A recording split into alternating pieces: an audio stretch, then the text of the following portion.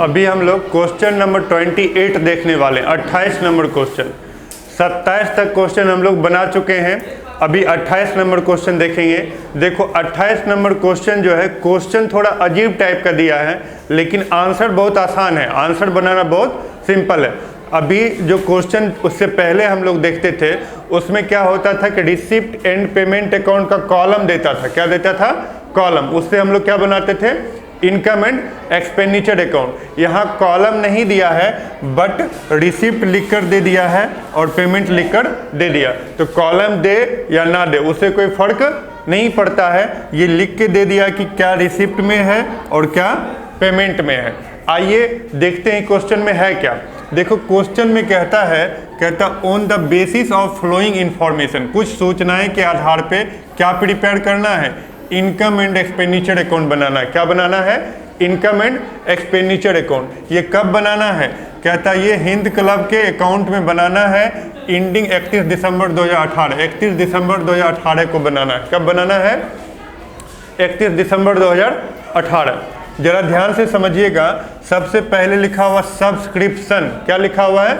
Subscription received for the previous year. देखो चंदा मिला कौन साल का? Previous year. कौन ईयर है? Previous year. हम इनकम एंड एक्सपेंडिचर अकाउंट बनाते हैं प्रॉफिट एंड लॉस अकाउंट के तरह। इसमें करेंट जो टाइम होता है, करेंट जो ईयर होता है, पीरियड होता है, उस ईयर का इनकम लिखेंगे या एक्सपेंस को लिखेंगे। पिछले साल या अगले साल के बातों को नहीं लिखेंगे। ये कहता है ये जो सब्सक्रिप्शन मिला है ये कौन साल का मिला है? प्रीवियस ईयर, पिछले साल। पिछले साल के बातों को हम लोग नहीं लिखेंगे। आगे कहता है कि सब्सक्रिप्शन रिसीव्ड है for the current year. Subscription कौन ईयर का मिला है? Current year. तो करेंट ईयर मतलब इस साल का मिला है, जिस साल का हम अकाउंटिंग कर रहे हैं, 2018 का। तो सब्सक्रिप्शन जो इस साल का मिला है ये इनकम एंड एक्सपेंडिचर अकाउंट के कौन साइड में लिखाएगा? इनकम में। किधर लिखाएगा? इनकम में, क्योंकि सब्सक्रिप्शन जब रिसीव होगा इसका मतलब पैसा आया है, और पैसा आया है तो कौन साइड में लिखाएगा? इनकम में। आगे लिखा हो subscription note received for the current year. देखो सब्सक्रिप्शन नोट रिसीव्ड नहीं मिल पाया, कौन साल का? करेंट ईयर का। करेंट ईयर मतलब चालू वर्ष का, मतलब जो वर्ष चल रहा है उस वर्ष का चंदा का कुछ और पैसा होता है जो मिल नहीं पाया है। तो मिल नहीं पाया, इनकम इसी साल का है जो अभी रिसीव नहीं हुआ है। तो ऐसा इनकम जो इस साल का है लेकिन अभी रिसीव नहीं हुआ है, ऐसे इनकम को हम क्या करेंगे? जोड़ देंगे। क्या करेंगे? प्लस करेंगे। किस में जोड़ेंगे? सब्सक्रिप्शन में। किस में जोड़ेंगे? सब्सक्रिप्शन। लिखेंगे सब्सक्रिप्शन 360 रुपया, और फिर लिखेंगे आउटस्टैंडिंग सब्सक्रिप्शन। क्या लिखेंगे? आउटस्टैंडिंग सब्सक्रिप्शन लिखकर उसको क्या कर देंगे? ऐड कर देंगे। क्या कर देंगे? ऐड कर देंगे, जोड़ देंगे। कितना रुपया? 60 रुपया। मतलब 360 प्लस 60। ओके, मतलब चंदा का कितने रुपया हो गया? 360 प्लस 60 कितने हो गया? 420। कितने हो गया? 420। एक बात हो गया। आगे रिसिप्ट में लिखा हुआ है रेंट ऑफ रूम, मतलब रेंट ऑफ रूम, रूम का रेंट मिला कितने? 20 रुपया। ये कहाँ लिखाएगा?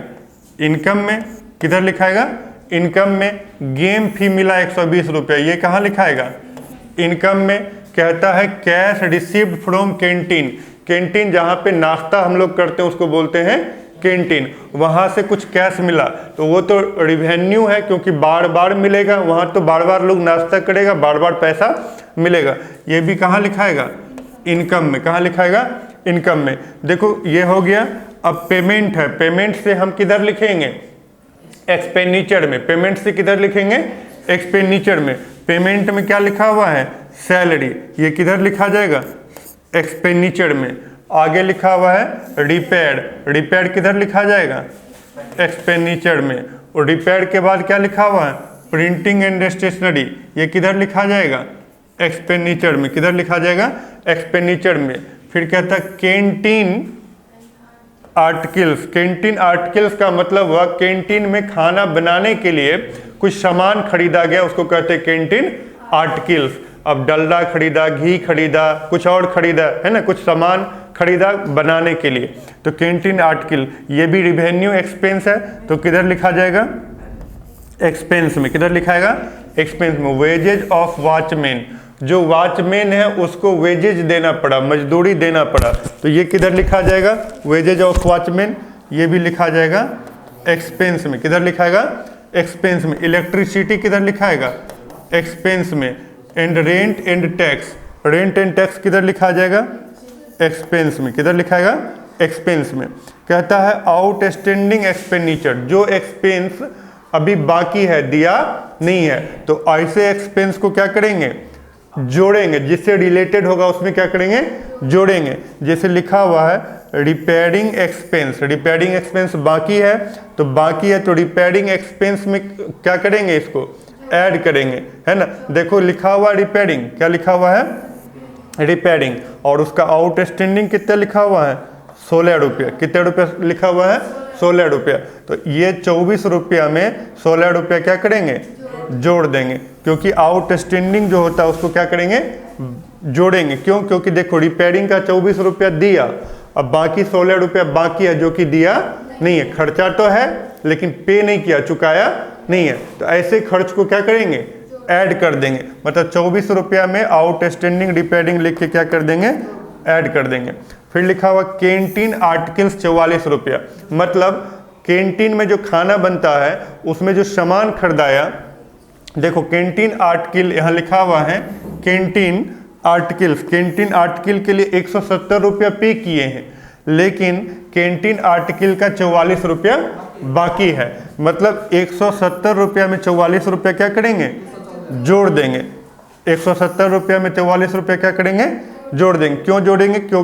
कैंटीन का जो सामान खरीदाया उसमें 170 रुपया दिए और 44 रुपया बाकी है जो कि हमको देना है, चुकाना है। तो चुकाना है तो खर्चा है, तो जोड़ देंगे। बाकी क्या लिखा हुआ? Cash balance. देखो cash balance receipt and payment account में लिखाता है। किस में लिखाता है? रिसिप्ट एंड पेमेंट में।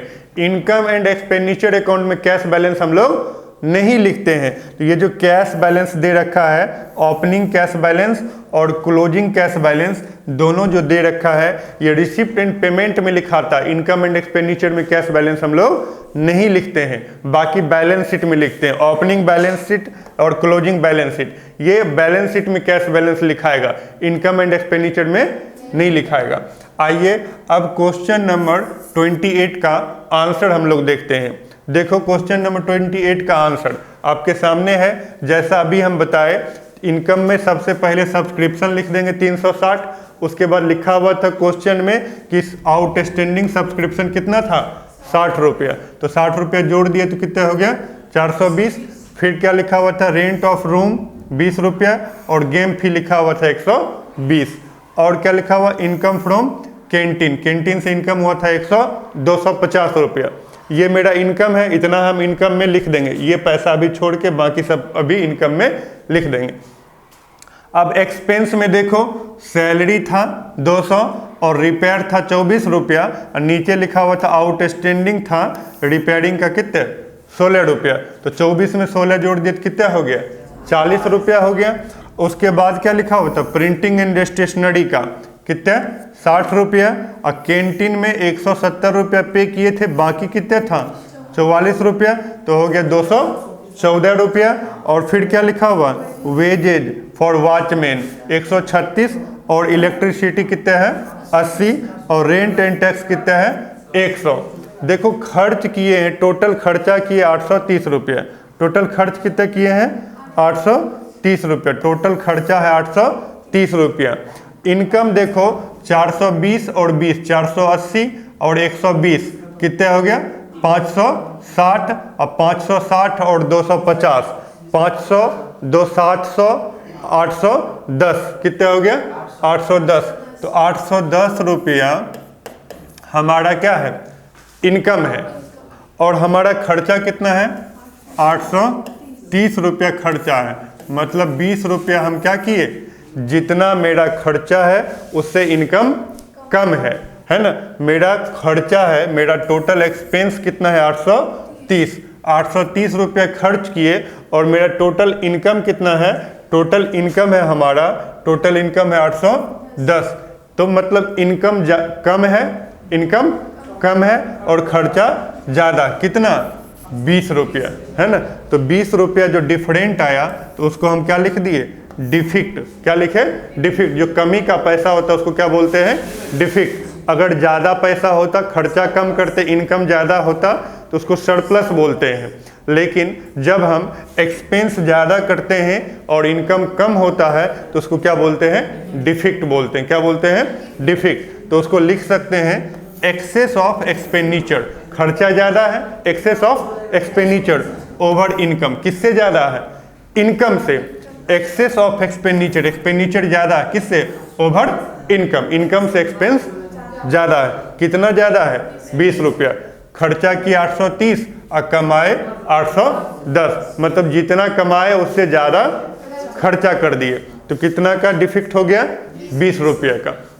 इस तरह से अभी क्वेश्चन नंबर 28 आपका कंप्लीट हो गया। अभी आप लोग देखें कौन नंबर क्वेश्चन, 28 नंबर। ओके।